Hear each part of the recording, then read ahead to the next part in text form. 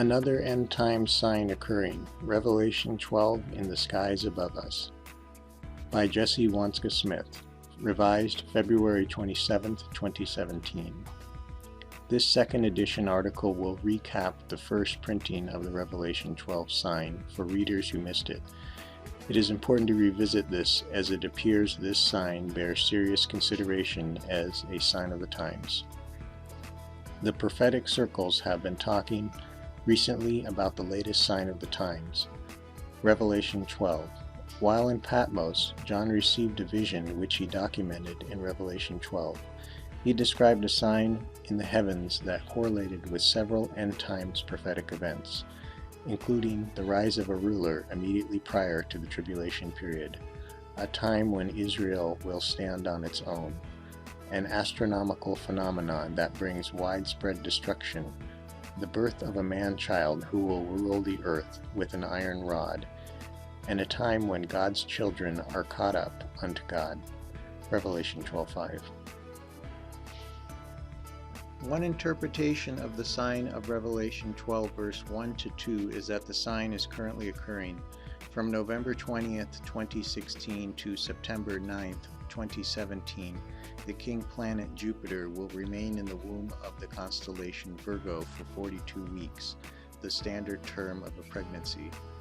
This coming fall, the heavenly sign of the woman will give birth to Jupiter, while the woman will be clothed with the sun above her, with a crown of 12 stars on her head, forming a three-planetary alignment with the 9 stars of Leo.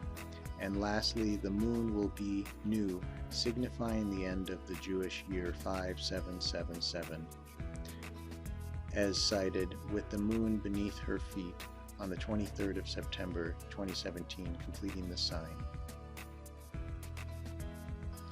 Doesn't this sign appear regularly in the heavens? All of the below astronomical criteria must be met in order for this sign to appear. 1. The moon is at the feet of Virgo once every 19 years and will be at its apex of the cycle. 2. Jupiter passes through Virgo once every 12 years and once every 83 years goes into retrograde in the womb of Virgo. This culmination began on December 25th, 2016, completes on August 8th, 2017. 3. The moon moves through Virgo once a year. 4. The planet Venus is aligned to Regulus, the king star, and Leo, forming a bright conjunction star which also formed around 3 BC. This forms the 12 stars of the crown. This is the only occurrence of the sign since August 5th, 3915 BC, about the time Adam would have been created. Updated 2/20/2017 references to this effect. Prinsloo and There Appeared a Great Wonder, 2015-2016. Watch for the Day. The great sign of Revelation 12 occurs in 2017. Pastor Steve Cogliani, Discover Ministries, Australia. Steve Sewell, Heavenly Sign 2017.com with validated data. Editor's note: identify the sign yourself using Stellarium software, setting your date to -3914 BC and location as Israel. Why would an astronomical phenomena be in the Bible? In Genesis 1:14, God defines that the lights in the heavens divide the day from the night, are for signs and are for seasons. Jaco Prinsloo, who has studied prophecy for more than 25 years, wrote, "And There Appeared a Great Wonder," an ebook on the Revelation 12 sign, and his most recent work, God's Roadmap to the End, a YouTube channel. Both help explain why we should pay attention to heavenly signs. Prinsloo points out, the primary purpose assigned to the celestial bodies is to act as God's timepiece in signaling and marking God's appointed times. Genesis 1:14, interlinear. And God said, "Let there be light in the firmament of heaven to divide the day from the night, and to let them be for signs, and for seasons, and for days, and for years." Signs comes out of Strong's as Oath, number 226, meaning a sign, a signal, a distinguishing mark, a banner, a remembrance, a miraculous sign, an omen, or warning. So there is a sign. What does it mean? Revelation 12:4 talks about something we need to take note of. The great red dragon, quote, stood before the woman which was ready to be delivered, unquote. This describes a near-Earth object that many are attributing to Planet X or Nibiru, as it is more commonly called. A consideration here is that in 2015 there was a flurry of reports about Planet X on the mainstream media when the Astronomical journal published data about a ninth planet potential. Although their data doesn't correspond to a 2017 arrival, it points out that we haven't reached the totality in our knowledge of our own solar system. 3 points of argument should be presented here to help understanding why this should be considered a viable manifestation of God's plan. Number 1. A near-Earth object is the most likely explanation of the Revelation 12 and Revelation 8 effects on Earth from a planetary perspective.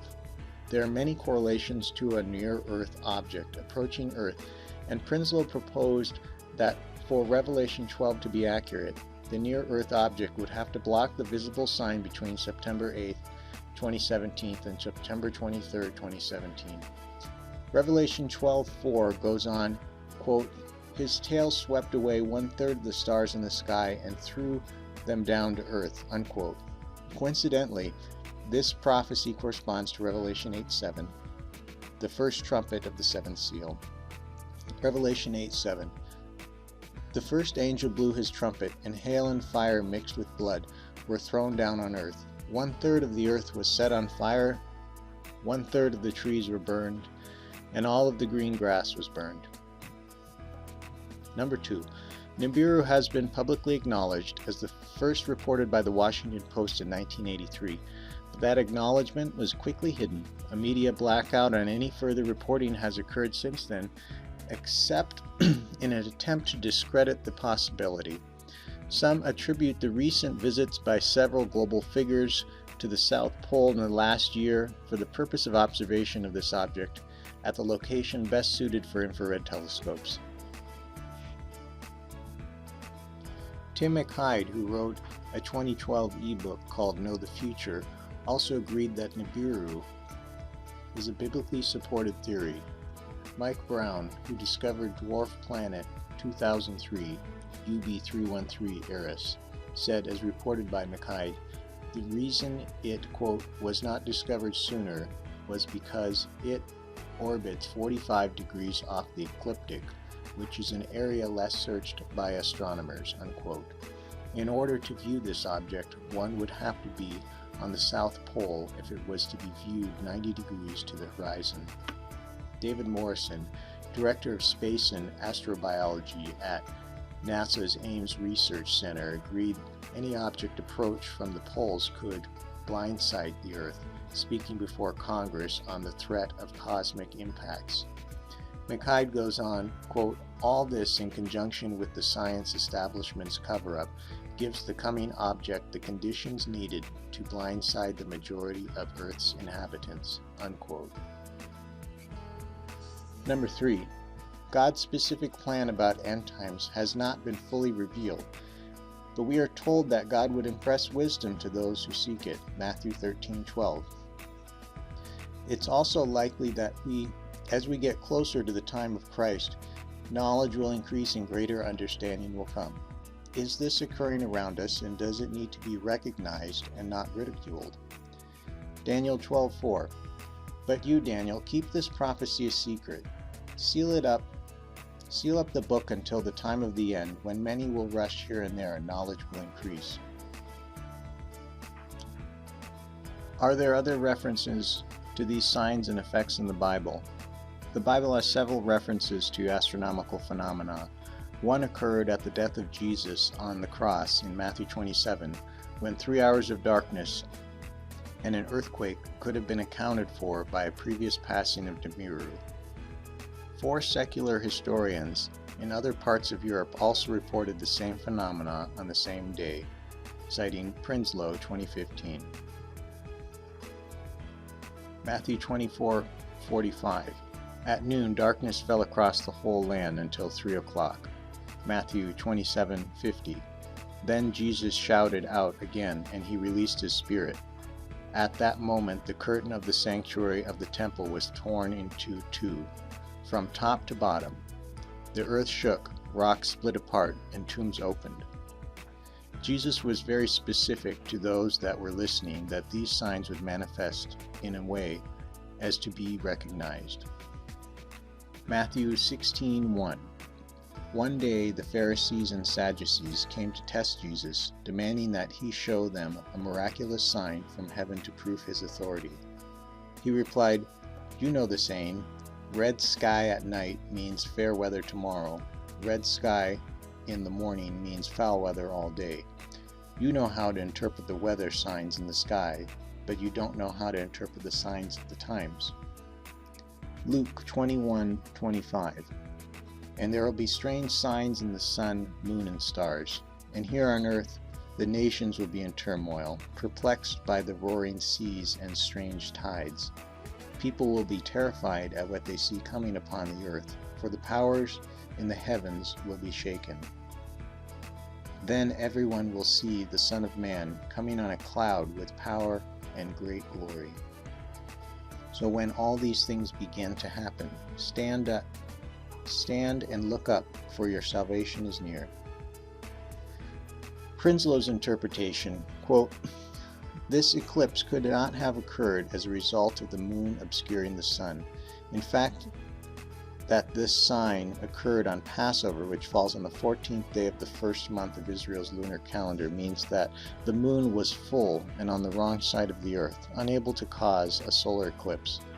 In fact, as previously mentioned, there was a lunar eclipse on the eve of Passover, which completely rules out the possibility of a solar eclipse by the moon in the same 24-hour period.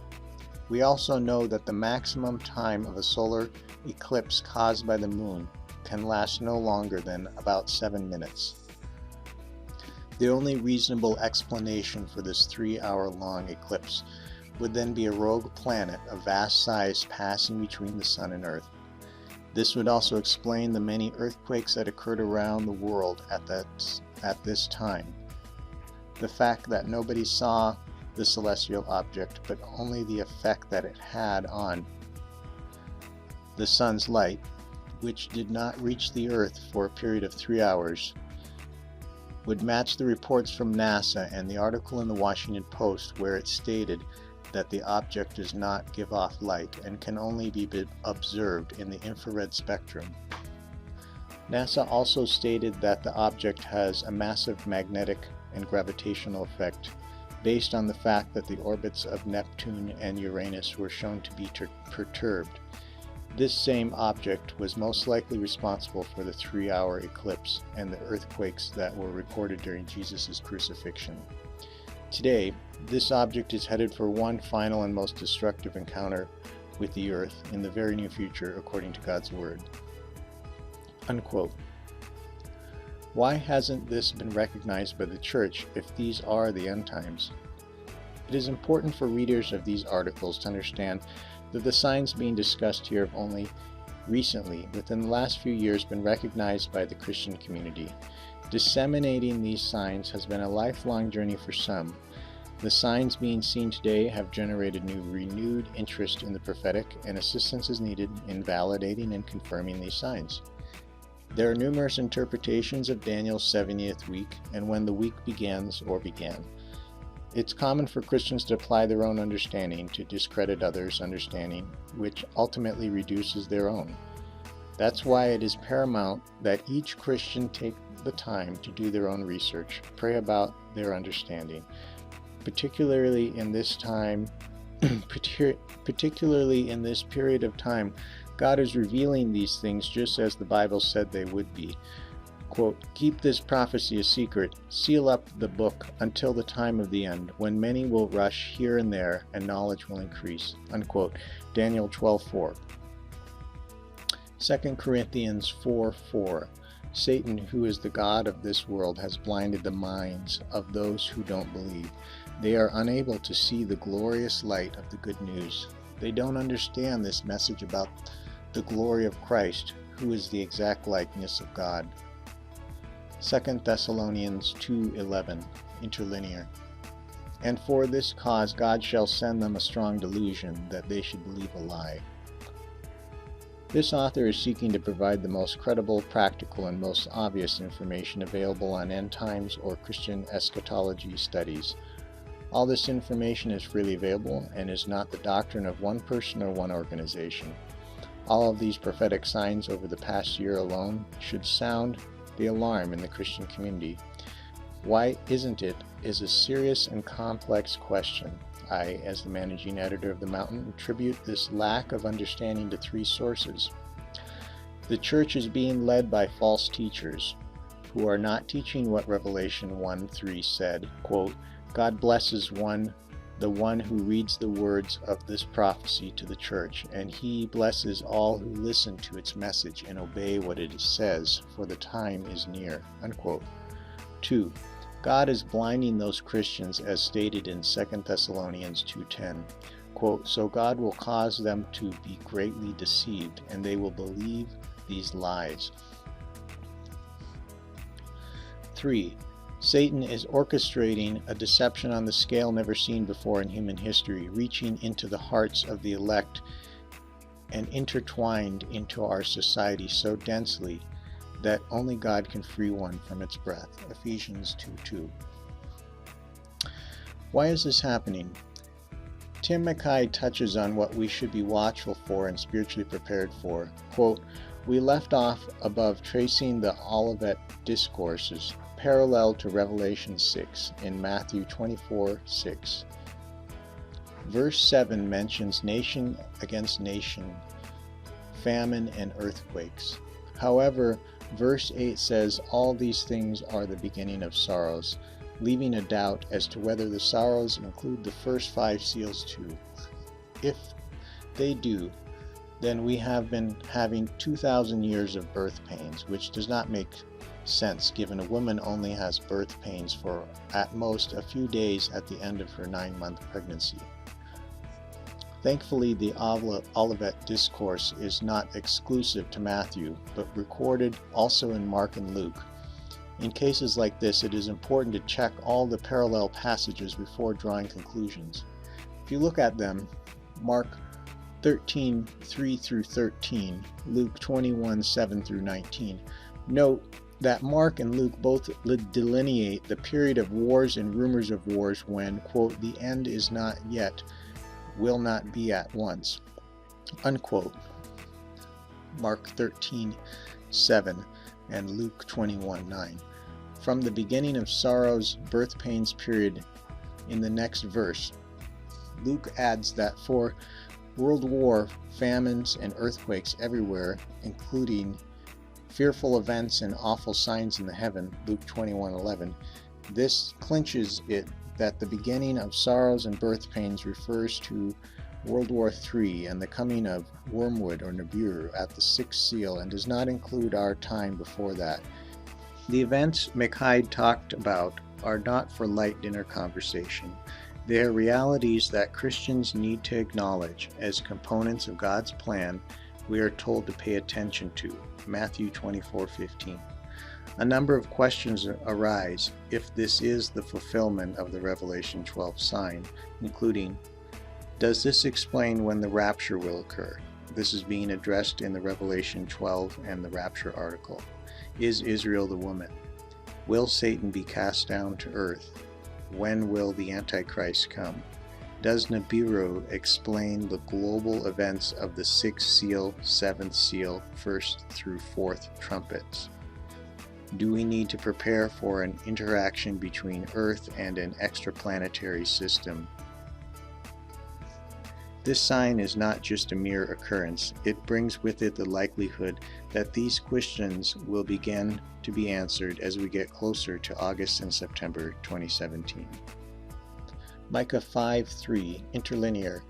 Therefore will he give them up until the time that she which travaileth hath brought forth, then the remnant of his brethren shall return unto the children of Israel. Where travaileth is the word Yalad, Strong's number 3205, of childbirth.